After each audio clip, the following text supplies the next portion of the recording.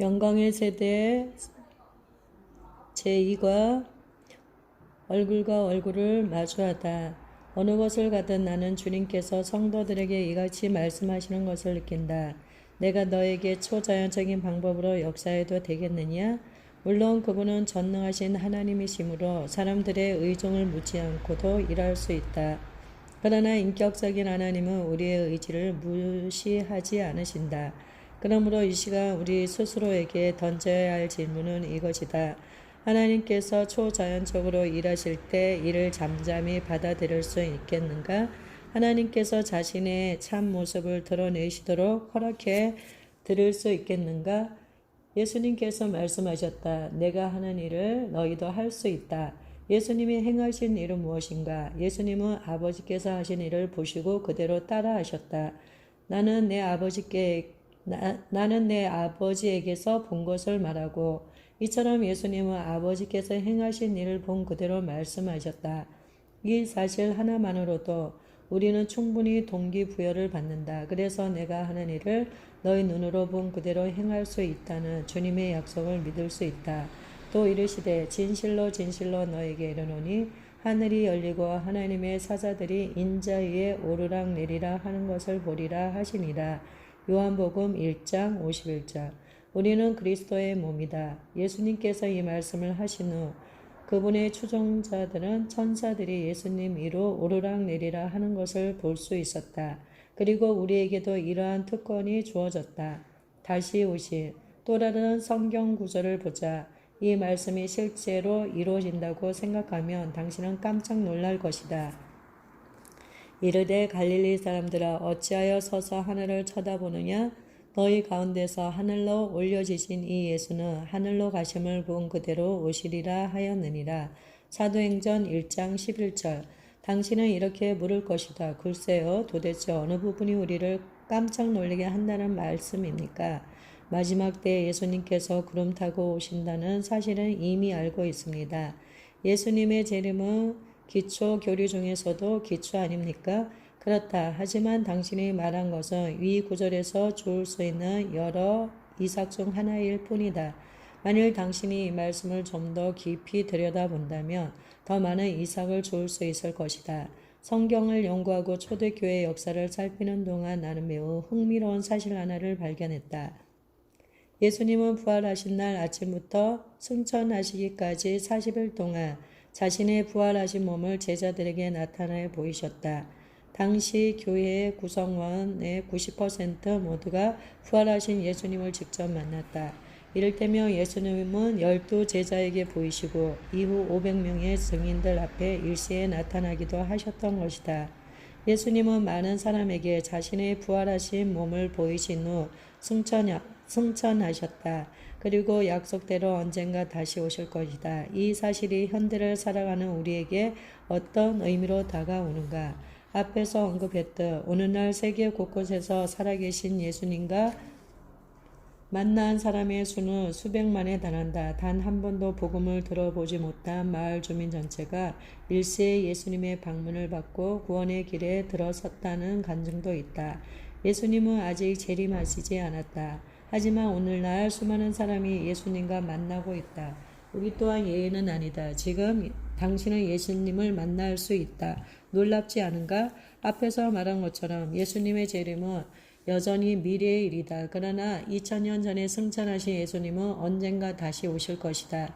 지금 우리는 역사 속 그 어느 세대와도 다른 세대를 살고 있다. 나는 참으로 내 생애 중 예수님께서 다시 오실 것을 보게 되리라 믿는다. 교만. 우시야 왕이 죽던 해에 내가 본즉 주께서 높이 들린 보좌에 앉으셨는데 그의 옷자랑은 성전에 가득하였고. 이사야 6장 1절. 하나님의 말씀을 연구하던 중 이와 같은 구절을 만나며 나는 어리둥절해야 한다. 하나님은 사랑이 많고 선하신 분인데 도대체 왜 이사야가 하나님을 만난 그 해에 우시야 왕이 죽어야 했을까? 우시야 왕의 죽음 그리고 이사야와 하나님의 만남은 어떻게 연관되어 있을까? 말씀을 더 깊이 연구해 보니 여러 가지 흥미로운 사실을 발견할 수 있었다. 우시야는 16세의 왕이 되었다. 성경은 그의 삶을 평가하며 그의 행위가 하나님 보시기에 옳았다고 말한다. 하나님 앞에서 올바르게 행동하는 순간 하나님은 그의 삶을 윤택하게 하셨다. 그러나 어느 순간 살펴보니 그는 교만해져 있었다. 더 정확하게 말하자면 우쭐해질 만큼 번영해 있었던 것이다. 결국 우시야는 교만에 이끌려 성전으로 들어가 향을 태우고 말았다. 분향은 이 일을 위해 위임받고 성별된 제사장만이 할 수 있다. 그런데 제사장이 아닌 우시야가 성전에 들어가 분향한 것이다.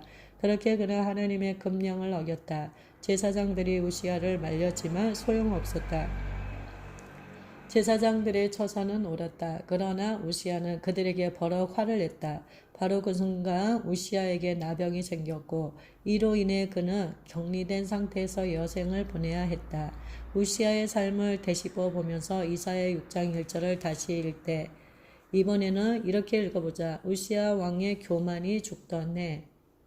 내가 본즉 만일 우리의 영안이 열려 그리스도 안에 있는 유업이 무엇인지 알 수 있다면 우리는 가장 먼저 교만의 문제부터 해결하고 싶을 것이다. 대부분의 사람들이 시험과 고난을 겪는 동안 성품이 형성된다고 생각한다. 그런데 그렇지 않다. 시험과 고난은 평상시에 꼭꼭 숨겨왔던 성품을 겉으로 드러내줄 뿐이다. 우시야는 어떤 시험을 겪었는가? 또 그 시험을 통해 드러난 그의 성품은 무엇인가? 일단 그에게 닥친 시험은 번영과 풍성한 복이었다. 그리고 겉으로 드러난 그의 성품은 교만이었다. 하나님께서 우리에게 주신 복은 때때로 오해의 과정을 거쳐 자만 혹은 교만으로 이어지곤 한다. 내가 잘했기 때문에 복받은 것이 아닌데도 우리는 복받는 이유를 나 자신에게서 찾는다. 그러나 오해하지 말라. 교만한 우시야가 죽던 해 이사야는 하나님의 얼굴을 보았다.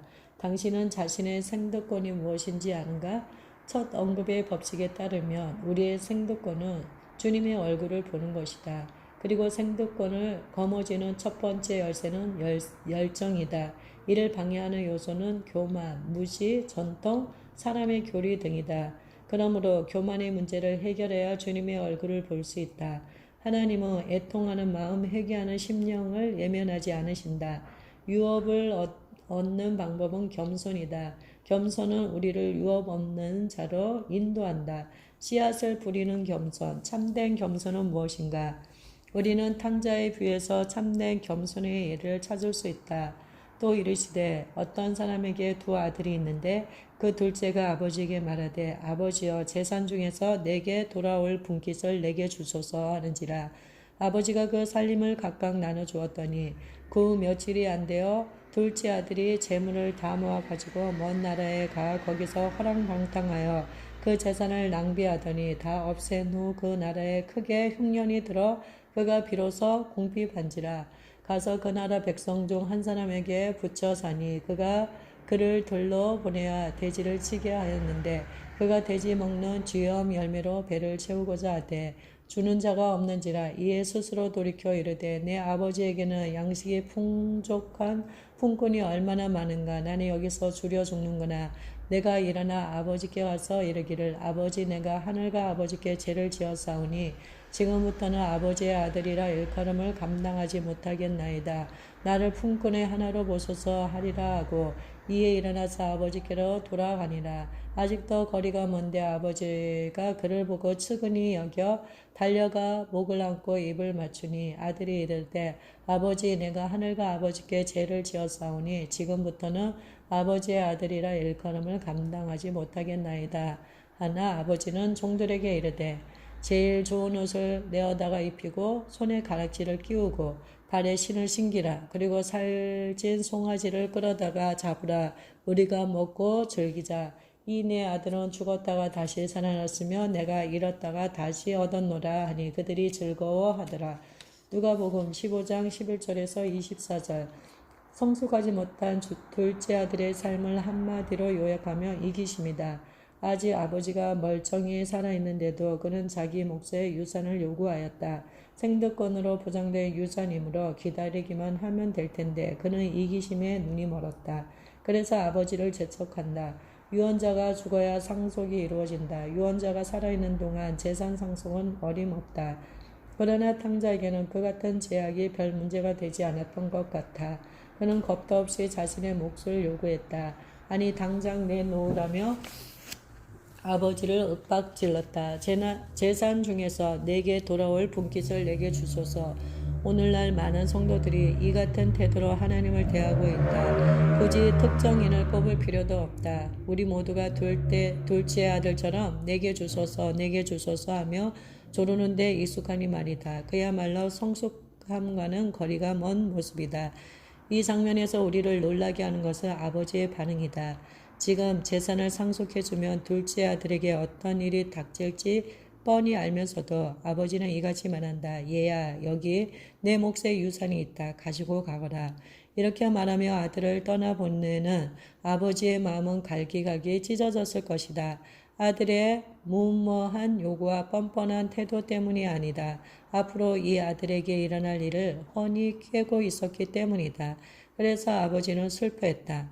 그걸 어떻게 아십니까? 당신이 내게 묻는다면 나는 20절을 보십시오. 라고 대답하겠다. 아직도 거리가 먼데 아버지가 그를 보고 측은히 여겨 달려가. 아버지는 둘째 아들에게 일어날 일을 다 알았기 때문에 매일같이 동구 밖으로 나가 아들이 돌아오기를 기다렸던 것이다. 멀리 희미하게 보이는 형체지만 아버지는 그가 아들인 줄 알아보고 한 걸음에 달려갔다. 누가복음 15장은 하나님 나라에 대한 비유로 여기 등장하는 아버지는 하나님이시다. 둘째는 자기 몫의 유산을 챙겨 먼 나라로 떠난다. 그는 자유분방한 삶을 즐기다가 재산을 모조리 탕진해 버린다. 이것도 문제지만 더 큰 문제는 그 땅에 기근이 들었다는 것이다. 빈털터리가 된 그는 돼지를 치며 힘에 부치도록 일했다. 하지만 누구 하나 그에게 변변한 음식을 건네지 않았다. 기근으로 인해 돼지 먹는 열매조차 얻어먹을 수 없었다.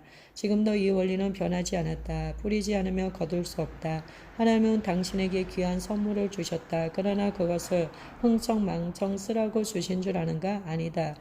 지금은 그것을 추수할 밭에 심어야 할 때이다. 과거 어느 때보다 지금 이 씨를 뿌릴 적기이다. 나는 종종 세계 곳곳의 성도들에게 이같이 도전한다. 만일 여러분이 더 많은 기름 부음을 원하신다면 지금 여러분이 갖고 계신 기름 부음을 심으십시오. 계시도 마찬가지입니다. 더 많은 계시를 받고 싶다면 지금 여러분이 갖고 계신 것을 사람들에게 나누어 주십시오. 하나님께서 의도하신 대로 풍성하게 파종하라. 그러면 풍성하게 추수할 것이다. 이것은 단지 돈에만 국한되는 법칙이 아니다. 자, 이제 망나니 같은 둘째 아들의 삶에 기근이 어떤 역할을 했는지 하나하나 살펴보자. 기근이 닥치자 그는 유대인으로서의 정체성을 포기한다. 어떻게든 연명하려면 자신을 이방인처럼 여겨야 했기 때문이다. 유대인이 그가 돼지치는 일을 했으니 말 다 한 것 아닌가? 게다가 그는 이 세상의 찌꺼기를 받아 먹었다. 이것 역시 기근으로 인한 결과다. 이러한 일이 비단 탕자에게만 일어나겠는가? 이기적인 태도로 오직 자신만을 위해 하나님이 주신 선물을 허비할 때 우리 또한 이와 동일한 일을 겪지 않겠는가? 분명 우리는 영적 기근에 처할 것이다. 영적 기근의 때 우리는 자신의 정체성을 잃어버리지 않겠는가? 이 세상과 타협하고픈 유혹에 넘어가지 않겠는가? 그렇게 세상이 던져주는 찌꺼기를 날름날름 받아먹지 않겠는가? 나 또한 그 지점까지 내려가 보았다. 탕자가 겪었던 영적 바닥을 경험해 보았다. 그런데 그때 내게 이상한 일이 일어났다. 본문의 17절은 당시 내게 그리고 탕자에게 일어났던 그 이상한 일을 설명해 준다. 이에 스스로 돌이켜 불현듯 둘째 아들의 마음에 아버지의 사랑이 찾아온 것이다. 아버지의 선한 성품이 피부에 와닿는다. 그런데 이것 또한 기근 때문에 일어난 일이다. 탕자는 생각했다. 그래, 내 아버지는 선하신 분이야. 아버지 집에는 먹을 것이 차고 넘쳤어. 종들도 아버지 곁에서 마음 편히 먹으며 호강했다고. 그리스도의 유업을 갈망하는 동안 우리는 성숙의 과정을 거치게 된다. 19절은 이 과정을 다음과 같이 간략하게 설명한다. 지금부터는 아버지의 아들이라 일컬음을 감당하지 못하겠나이다. 나를 품꾼의 하나로 보소서. 이것이 바로 영적 성숙이다. 참으로 놀라운 변화 아닌가? 상한 마음과 겸손을 견지하는 동안 탕자에게 계시가 임했다. 그의 관심은 자신의 복지나 이기적 욕망에 쏠리지 않는다. 더 이상은 하나님께서 거저 주신 선물에 집중하지 않는다. 주세요, 주세요를 반복하는 이기심을 던져버리고 저를 빚어주세요 라고 간구하며 성숙해 간다. 참된 성숙의 표식인 겸손이 나타나는 것이다. 저는 아들의 지위로 복권될 수 없습니다. 그렇게 되기를 요구하지도 않겠습니다. 이러한 그의 고백에 겸손이 반영되어 있다. 다만 저를 종으로 여겨주십시오. 그는 아들이 누릴 모든 유익을 포기하였다. 마침내 이 아들은 성숙했다. 다시 말해 책임감을 느끼는 사람으로 변화된 것이다. 그가 말했다. 저는 세상을 탓하지 않겠습니다. 과거의 유산을 건네주신 것에 대해 아버지를 원망하지도 않습니다. 제가 자란 성장 배경도 원망하지 않습니다.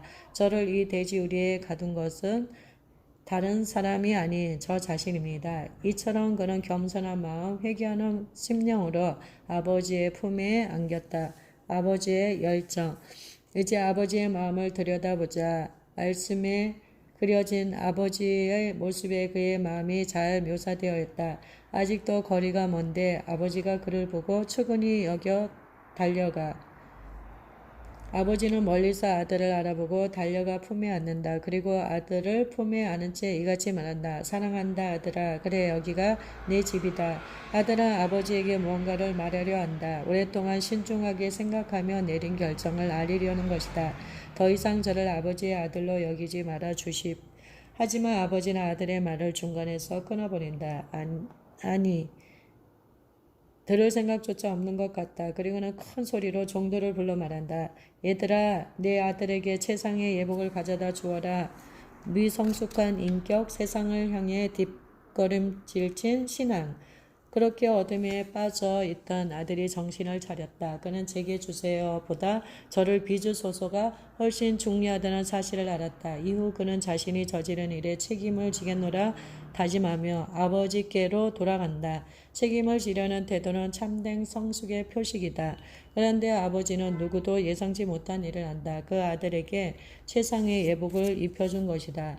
영적으로 해석하자면 성숙한 아들에게 새로운 차원의 외투가 주어진 것이라 할 수 있다. 그는 영적 성숙의 단계로 돌입했다. 아버지는 계속해서 말한다. 그의 손에 가락지를 끼우라. 성경에서 반지는 중요한 위치를 지닌다. 부, 권세, 명예 등을 대변하는 물건이 반지이다. 그러나 반지가 내포하는 가장 중요한 의미는 가문의 권세일 것이다. 반지에는 가문의 명예와 권세가 담겨 있다. 누구든 그 반지를 지닌 사람은 가문의 이름으로 또는 그 반지 주인의 이름으로 모든 계약을 성사시킬 수 있다. 그러므로 충분히 성숙하여 가문을 대변할 아들에게만 반지를 내주는 것이 관례였다. 반지는 가문의 이름을 대변하는 명예의 상징이다. 그뿐만이 아니다. 아버지는 그의 발에 신을 신겨라고 명령했다. 영적으로 보자면 그는 최고의 권세를 부여받았을 뿐만 아니라 평화의 복음을 전할 준비도 되었다. 하나님께서는 우리의 삶을 보실 때 행함에만 초점을 맞추시지 않는다. 하나님의 관심은 오히려 변화에 쏠려 있다. 그러므로 우리도 변화에 더 많은 비중을 두는 것이 옳다. 예수님처럼 변화되는 것은 우리가 지녀야 할 핵심 목표이다. 변화라. 이것이 하나님의 명령이고 그분의 말씀에 순종하는 것이 참된 예배이다. 당신은 역사상 유례를 찾을 수 없는 아주 독특한 세대이다. 하나님께서 당신에게 매우 중요한 사명을 주셨기 때문이다.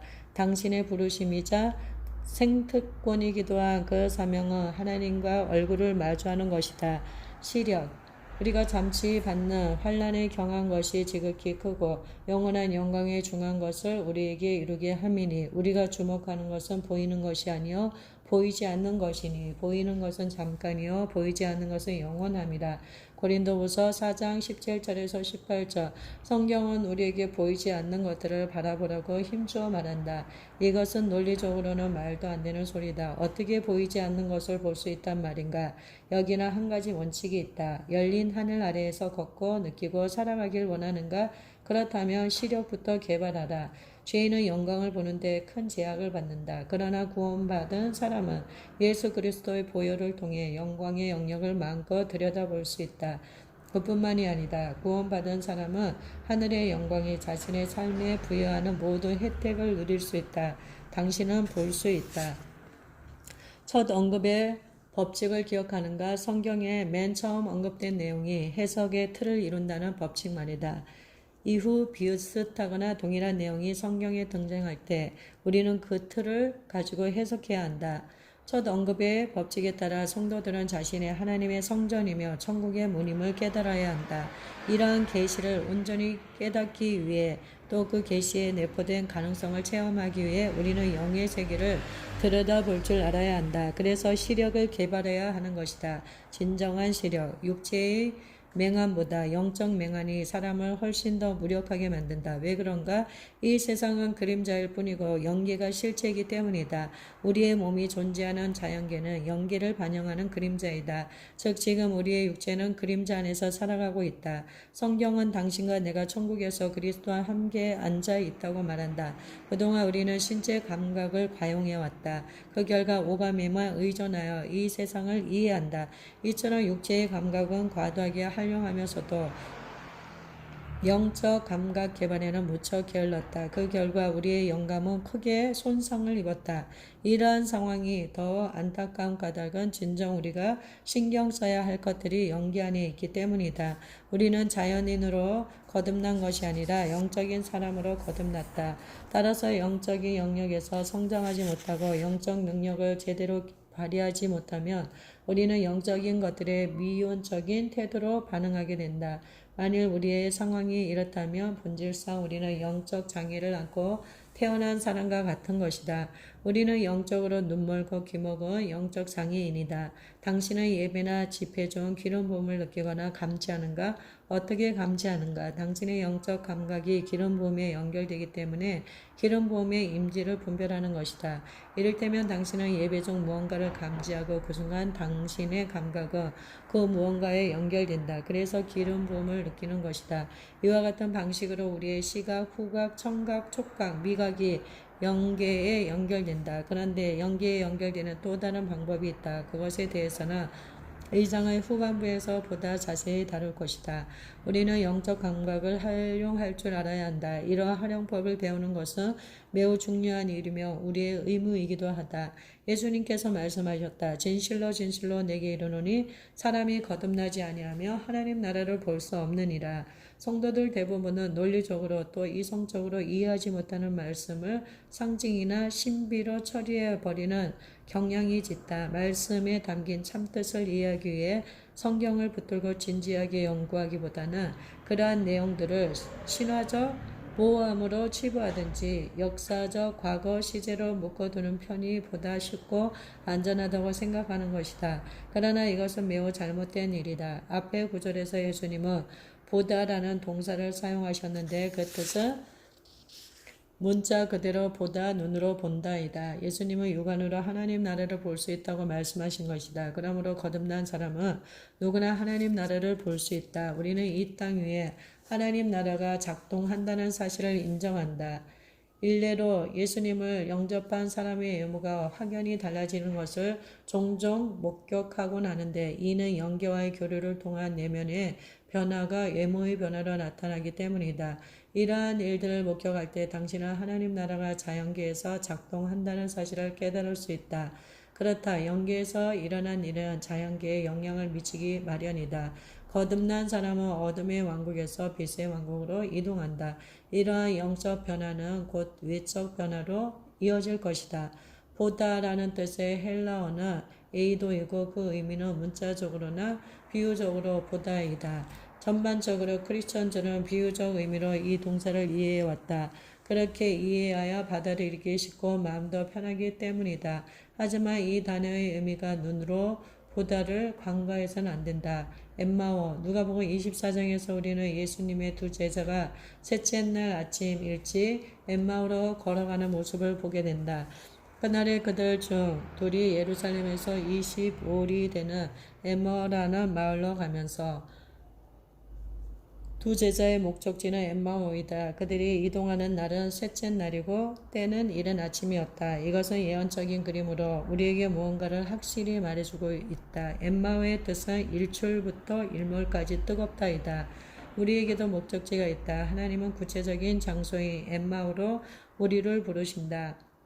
우리는 끊임없이 열정적으로 뜨겁게 주님을 추구해야 한다. 만일 끊임없는 열정으로 그것을 향해 나아가리라 다짐한다면 분명 예수님께서 우리 곁으로 다가와 우리의 눈을 열고 말씀을 보여주실 것이다. 그들의 눈이 밝아져 이제 28절을 보자. 그들이 가는 마을에 가까이 가면 예수는 더 가려 하는 것 같이 하시니 우리가 목적지인 엠마오에 도착할 경우 예수님께서는 마치 그곳을 떠나려는 듯 행동하실 것이다. 이것은 열정에 대한 시험이다. 과연 제자들은 예수님을 좀 더 곁에 모시려는 시도도 않고 그냥 보내들 것인가? 29절을 보라. 예수님께서 떠나려 하시자 제자들이 예수님을 붙잡는다. 그들이 강권하여 이르되 우리와 함께 유하사이다. 강권하다라는 동사가 이들의 열정, 뜨거운 마음을 대변해 준다. 이 단어의 문자적 의미는 타오르는 열정으로 강요하다이다. 그들은 점잔을 빼며 시간 되시면 저희와 함께 식사나 하시지요? 라고 말하지 않았다. 그들은 마음이 불타는 듯 급한 소리로 부르짖으며 강력히 요구했다. 떠나지 마세요. 예수님께서는 그 제안을 받아들이셔서 집 안으로 들어가 그들과 함께 식탁에 앉으셨다.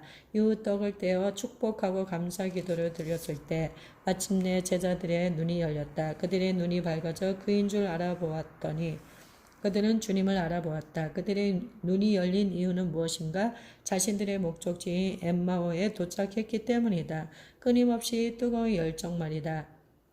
7번째 날 친밀함으로 인도하는 첫 번째 열쇠는 열정이다. 열정은 친밀함의 문을 열어주고 친밀함은 계시의 말씀을 열어주며 계시의 말씀은 영안을 열어준다. 이처럼 열정의 최종 결과물은 영적 감각이 열리는 것이다. 따라서 우리는 예수 그리스도와 얼굴을 맞대고 만나게 된다. 또 그들에게 이르시되 내가 진실로 너에게 이르노니 여기 서 있는 사람 중에는 죽기 전에 하나님의 나라가 권능으로 임하는 것을 볼 자들도 있느니라 하시니라. 마가복음 9장 1절. 이 구절에서도 에이도라는 헬라어 동사가 사용되었다. 에이도는 문자적으로나 비유적으로 보다의 의미를 갖고 있다. 그 다음 구절을 보라. 엿새 후에 예수께서 베드로와 야고보와 요한을 데리시고 따로 높은 산에 올라가셨더니 그들 앞에서 변형되사. 마가복음 9장 2절. 순서상 숫자 6 다음은 7이다. 엿새 후 그러니까 제7일째 되는 날 예수님은 베드로와 야고보와 요한을 데리고 높은 산에 올라가셨다.